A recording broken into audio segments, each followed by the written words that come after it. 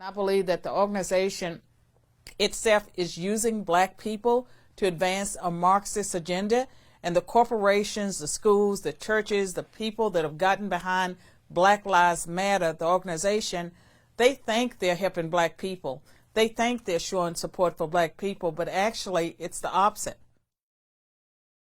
Hi, I'm Carol Swain, former professor of political science and law at Vanderbilt University. Before that, I was a tenured professor at Princeton University. I am a conservative. I have a podcast, I write articles and books. I am educating the world. The world is my classroom. Welcome to my classroom. Well, thank you so much for being here. My really pleasure. Appreciate it. And in your intro, you talked about how you are a conservative. And people will look at you and they say, a black conservative? I didn't know those people existed. How did you get to the point of where you're at now? Well, I was born and raised in the country, a rural Virginia, a southerner. And so with that comes common sense. Now, common sense is in short supply these days. So I had common sense. And so even when I was a Democrat and I was not a conservative, I was not necessarily seeing the world as everyone else did. And so I can always say that my perspective on the world was different. I think that helped explain that I did have success in academia during the years that I was a Democrat. But after I had a Christian conversion experience and I became more conservative, then the world changed for me. It's kind of the common sense values. I totally agree with that because I went through college and I thought I was a liberal or more of a leftist type of person. But then I realized that the common sense values I had actually lined up with conservatism. And I found that a lot of people actually have those same kind of values. But right now in America, especially at the universities and with all these young people rioting and marching in the streets, we're seeing really, like you said, a huge lack of common sense. What do you think is the biggest problem facing these communities right now? One of the biggest problems is that young people who have been educated at our colleges, universities, middle schools, that they're not being taught critical thinking skills, and that it's so much indoctrination. And so they're out there, bless their hearts, they're trying to change the world. They don't even understand the world. And so they're out there trying to fix things, but they are clueless in a lot of ways. Yeah, one of the things that we're seeing right now is the amount of protesting going on for George Floyd's death and Black Lives Matter really bolstering itself up. Do you think that Black Lives Matter is doing a lot of good for young African Americans in our country right now? Okay, in 2016, I gave a CNN interview. I was debating an attorney in LA named Areva Martin. And at that time, the 5 police officers in Dallas had been slain. And I pointed out, because I'd gone to the Black Lives Matter website, that they were Marxists. It looked like, that the planks came from the Communist Manifesto. They were talking about overthrowing the state. And at that time, I said that Black Lives Matter was a destructive force in our society, and it was a problem. And I caught a lot of grief for saying that. Now the founders of Black Lives Matter, they've come out. They've come out as Marxists. And what I see is people not being able to discern between the statement, Black Lives Matter, in the same way that all lives matter. They can't distinguish between the slogan that's a truth statement and the organization that's Marxist. And I believe that the organization itself is using black people to advance a Marxist agenda, and the corporations, the schools, the churches, the people that have gotten behind Black Lives Matter, the organization, they think they're helping black people. They think they're showing support for black people, but actually it's the opposite. But why do you think that so many people support an organization like Black Lives Matter? I mean, very clearly, you can go to their website, you can see their views, their ideals. I mean, they said they want to have literally no police anymore in America. I mean, why do you think there are so many people so attracted to those kind of values? They're not attracted to it necessarily. Now, some of the people that support Black Lives Matter, they're supporting it because they think if they put a poster in their window, their windows will not be broken out. So they're sort of paying what they think is protection money. That never works. I think anyone who really understands the organization, how could they support it? I believe that white people are cowardly, especially at this moment in history, and they feel like they want to show that they support black people. We don't hate anybody. I'm not racist. I can prove it. I'll give money to Black Lives Matter. We were doing a video today in Venice Beach about this police brutality and defunding the police, and we talked to a couple of black students, and we were like trying to work together with them, and they're like, "Oh, I don't think you're racist. I don't think they're racist." Then we went and talked to this white woman, and she comes up and starts talking to us, and then she says that as white people, we are racist. And I said, well, we just talked to some black kids, and they didn't think I was racist, but you as a white person are coming and telling me I'm racist. Do you see a big disconnect to what white people are doing in this country versus what black people are actually getting offended by or think is racist? It would be comical if it wasn't sad. And what I see is that the critical race theorists, and critical theory is a part of Marxism, and critical race theory argues that racism is permanent. You never get rid of it. That whiteness is property. So every white person, the poorest person in Appalachia, they have this valuable property. You tell that to J.D. Wallace's relatives. You tell that to people that grew up in Appalachia, that they have this valuable property. And I think that the white arguments about white privilege and white people, they have to divest themselves of their whiteness. And so the lady that you encountered was some, quote, white person trying to be woke. She thinks that by saying that to you, that she has divested herself of her whiteness, which she doesn't realize that the way things are going with race and the way the attacks are taking place, a lot of black on white attacks. It seems to me that there are fewer white on black attacks, but that may change. She thinks that will buy her protection. It will not buy her protection. But they're trying to get protection, and they're trying to feel good about themselves. And some of them, are affluent. And, that's not necessarily privilege. That means that you had parents sometimes that made good decisions. There are people that had black privilege. I know plenty of blacks that grew up in affluent homes. They've never, lived in ghettos. They've always been surrounded by middle-class relatives. That's black privilege. I know some whites that have never had anything. Their mothers or fathers work. The mothers work at Waffle House. And so it's a lot of nonsense. But I think one thing that white people have learned is to be silent. That's definitely true. What do you think is the solution for fixing what's going on in this country with, race tensions are, I really think, higher than ever. How do you see we fix these kind of things? Well, back in 2002, I published a book called The New White Nationalism in America, Its Challenge to Integration. And at the time, I was a Democrat, but I was concerned about hate crimes that were taking place at that point in history. I commissioned interviews of leaders of white rights, white nationalist organizations, going from, least extreme to most extreme. And what I saw were that there were certain conditions and issues that I felt were creating a devil's brew for racial unrest. I believe that some of what's taking place today, it's the fruits of identity politics and multiculturalism, because multiculturalism, as you know, argues that every group needs to identify and celebrate their unique history. What was pointed out by some of the white nationalists is that every group except whites, they felt that the Civil Rights Act of 1964, that the Equal Protection Clause of the Constitution, that white people were not being protected. And I felt like the way out for America was we needed to move away from identity politics towards the American national identity. And we're in this together. We'll stand and fall together. And right now, there are some legitimate issues that need to be addressed. And even within the black community, black crime, the abortion rate, the racial preferences that have, in some cases, placed people where they shouldn't be. And so you have a lot of college students not going to class. They're easily offended. They want to resegregate. Some of those students are in colleges and universities where they do feel marginalized. They are frustrated. They can't do the work. And I think it's easier to protest. And to them, it's systemic racism.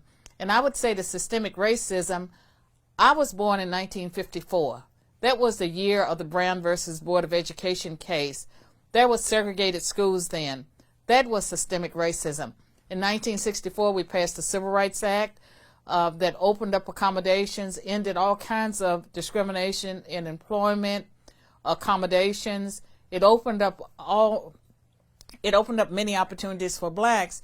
1965, the Voting Rights Act was passed. 1968, the Fair Housing Act passed.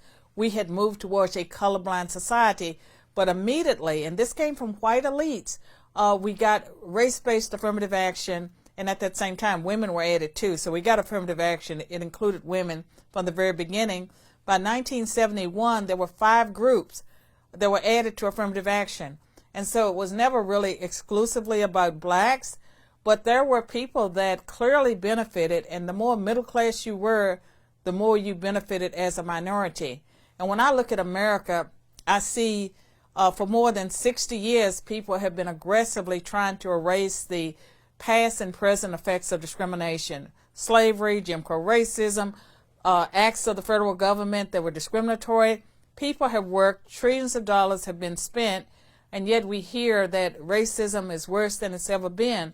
I think that the system works towards racial and ethnic minorities, and the things that we're focused on now that has to do with police brutality, that blacks and people of color do have a lot of interactions with police, millions of interactions. We hear about these cases where things go wrong, but the black crime rate is problematic. Blacks are 13% of the population, committing over 51% of the violent crimes. A lot of it is black on black crime. It's problematic that Black Lives Matter, they focus on whenever a white police officer kills a black person, but not on the black on black crime or the fact that black women, 13% of the population, are getting 37% of the abortions, and that's being pushed by the Democratic Party. So there's something very, very broken. There's something wrong. There's plenty to be addressed. Well, those same black kids I was talking to at the beach and asked them these questions. I asked them, I said, how many unarmed black men do you think were killed by police last year? And one of the kids said, 1,500. Gracious. And I said, you know, is police brutality the biggest issue facing the black community? He said, oh, of course. You know, and I said, well, what if I told you that there was only 9 unarmed black men that were killed by police? And he's like, why? No way. It can't be true. You know, it's just, they're so misinformed. And far many whites were killed, and a black person, I believe I saw data, they're more likely to be killed by a black police officer, that the white police officers are less likely to fire. And I've had a concern about people resisting arrest, because in a lot of the cases that I'm familiar with, not all, but in many of those cases, it involves someone resisting arrest. That will never end out well for anyone that's resisting arrest.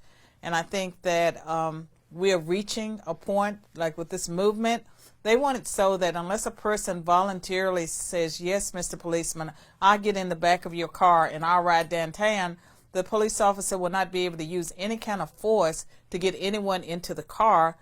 Policing collapses at that point. And then they keep pushing those issues, and I don't know if you saw this, but San Bernardino County, I mean, they labeled racism as a public health issue. Is that not just the most ridiculous thing? It is. Racism is a public health issue, but it doesn't run in the way they think it is. It's the white liberal racism that's killing black people. They're killing black people. They're killing black youth. When they tell black youth that police officers are going to shoot them, and you know they can resist the authority, and they need to be suspicious of authority, they're ruining people's lives. And that disrespect of authority starts in the classroom. And so you have schools, public schools, taken over. Nothing can be done because they're practicing restorative justice. And the restorative justice keeps criminals in the classroom. Teachers leave, and kids that are afraid of the criminals, they drop out of school. It's the exact same thing with not even just the police, but the interaction between white people and black people. You know, like I went to a high school, middle school that was very diverse with lots of black kids, Mexican kids, white kids, and I never really had a problem or run-in with racism. But now these people are coming in and saying, oh, America's so racist. What is that telling these young black students? They're telling them that white people have a problem with them, and that, you know, black people should be scared of the white people. And putting racism there where it wasn't before. I know, and most people that I know, like blacks and whites, we work together. We go on vacations. We go to church together. There's no race problem. There's only a race problem when the media creates a race problem. And I think about myself. You know, I grew up in poverty, high school dropout, married at 16, went to a community college, and then went on to get other college degrees. I did not have anyone telling me that I was a victim, that because I was black, poor, female, that I couldn't do the things that I was able to ultimately do. I believed in America. I believed if I worked hard that I could achieve the American dream, which I did. And when I got to graduate school, that's when I learned the theories of oppression. I learned that I was black, I was poor, I was a woman, I was a mother, that I couldn't do the things that I had already done. Had I heard that at a different stage in my life, I'm not even sure I would have tried. It seems to me that conservatism and those common sense values we talked about at the beginning, those are the things that you're innately born with. And then leftism has to be taught to you by someone, usually at a university. And it's so sad, too, because the people that are teaching that, is it okay to say BS on this show? You can say whatever you want. The people that are teaching, that BS are people that they're clueless. They don't know what they're talking about. And a lot of times it is young white people with guilt because they had two parents. Oh, that's the most horrible thing to have two parents, right? And so they go and they look at people and they feel sorry for them, but they're really racist because they believe that because a person is black or they're living in the ghetto, that they are not able, that they're less able to do things. And to me, that's very crippling. And for people, what you believe, your attitude is far more important than your race, your gender, or anything like that. Or your social status, your poverty, your attitude, what you believe about the world. And I would say that, for anyone of any race or socioeconomic standing. And so you could be born and raised in the most affluent family, white, and still be disadvantaged because you're crippled by what you believe. I keep going back to these interviews I did today, but again, with that same white woman who I talked to, and she said, "You're racist, I'm racist, there's all these systematic things against black people," and I said, how do you think that makes black people Ask feel? her, how does she know? Yeah, how does she know? But how does it make them feel? They have all these hurdles, these things that they can never overcome? And that only white people can save them. Right. And something, I just was in D.C. and the Black Lives Matter, they had their graffiti everywhere. Mm-hmm. There were signs everywhere. But there were a lot of white people. And if I were a Black Lives Matter activist, if you can imagine that, I would be upset. I would be seething at the fact that young white folks took over my movement. Yeah, the audacity of, I don't know if you saw this one woman, she's a white woman talking about racism, and she's yelling at black police officers. Well, she identifies as black, I guess. Yeah, she had her join the NAACP. Well, they would take her money, for sure. Yeah, I'm sure they would. Going back, we were talking more about, your upbringing and things like that. You did a PragerU video all about, the history of the Democratic Party. And we get emails to PragerU and messages all the time that's the video they saw that made them fall in love with PragerU or wake up to the truth. So I just want to say thank you for that. And for the people who haven't seen that video, what is the main message of what really is the history of the Democratic Party? Well, the history of the Democratic Party is it was the party of slavery. It was the party of the KKK, the Jim Crow racism. It was the party that maintained the lynching. And when the Civil Rights Act of 1964 passed, more Republicans than Democrats voted for it. And so it has been the party of segregation. And it only made the apparent switch when blacks got the right to vote. And so they brought some into the system. But they have really maintained a system. Think about their embrace of Margaret Sanger and abortion, where you have 80% of the abortion clinics in black neighborhoods, and they don't have the interests of black people.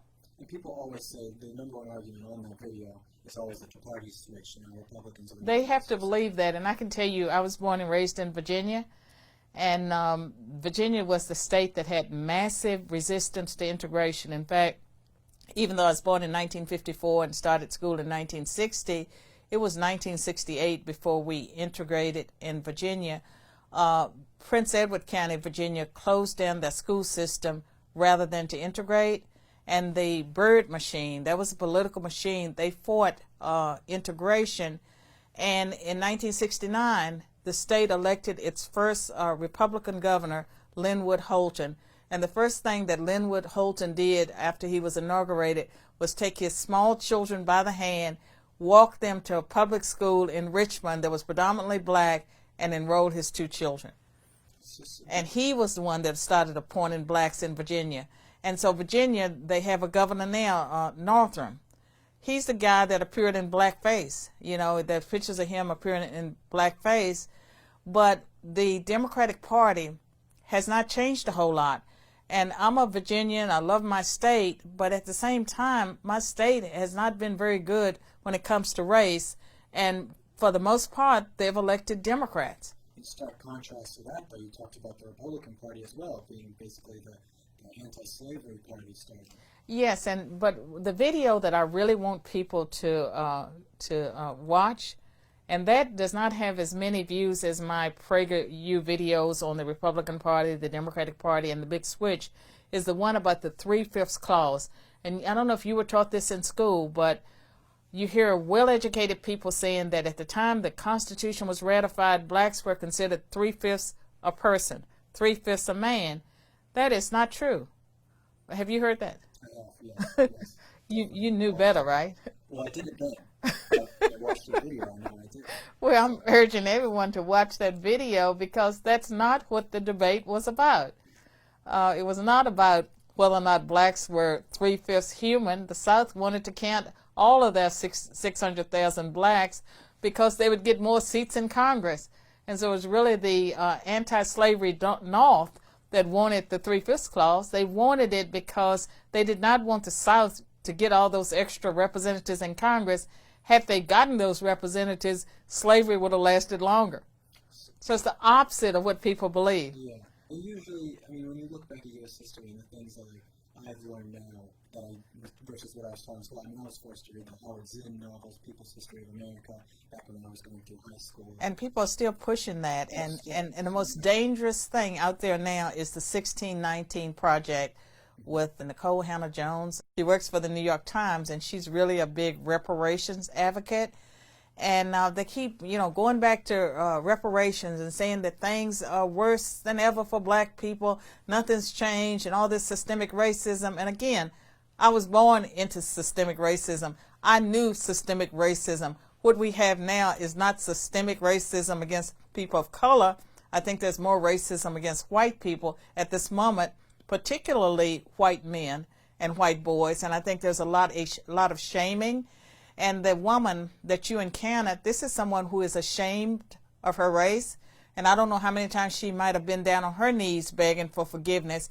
But to me, that is a very disturbing sight to see white people down on their knees begging black people for forgiveness of something their ancestors may or may not have done, depending on when they arrived in the U.S. You're like using them as a prop. If I were to sit here and apologize to you, I'm not doing it to apologize to you. I'm using you as like a prop for, to make myself feel It's better. that virtue signaling. Exactly.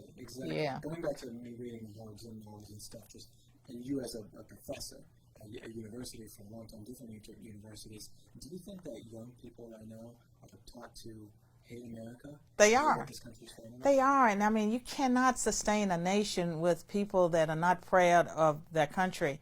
And I can tell you, growing up in the 1960s, I loved America. I believed I lived in the greatest country in the world. I believed in the American dream. I loved the fact that I was a Virginian. I came from the state that produced 5 presidents. All those things were important to me, and I got it through my civic education. And I believe I'm a better person because I believe those things. And what disappoints me today about America is that we have a constitution. We have the Declaration of Independence. We have so many resources, and we have strayed away from the things that made us a great nation. And I believe that America is destined to fall unless we change course. When I think about nations that rise and fall, I think that we are pursuing a path that we are at risk of falling to Russia or China or North Korea or one of those nations. And it is because we are destroying ourselves from within. And it's, it's no foreign enemy that's out there with a gun.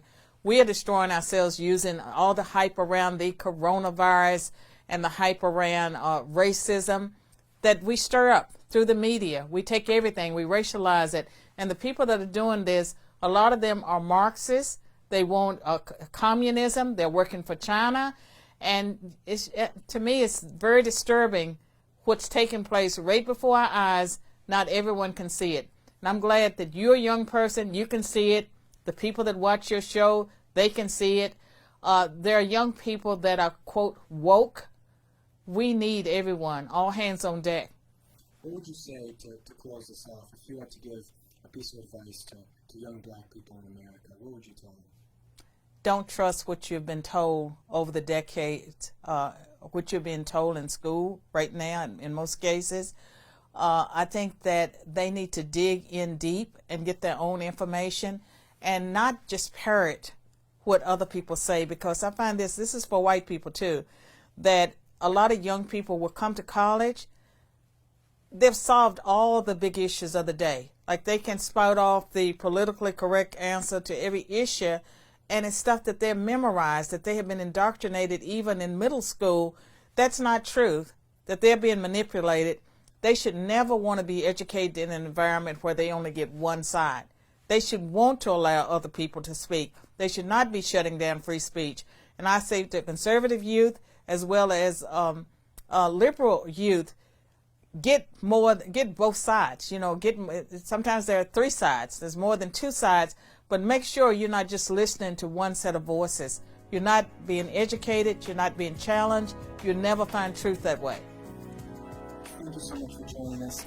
And everyone, if you haven't seen her videos, Carol Stone's videos with PragerU, she has a few of them. They're all fantastic and one of my favorites. Thank you guys so much for watching this. Share this with your friends. Comment your thoughts down below. And I'll see you guys in the next one. Thank you.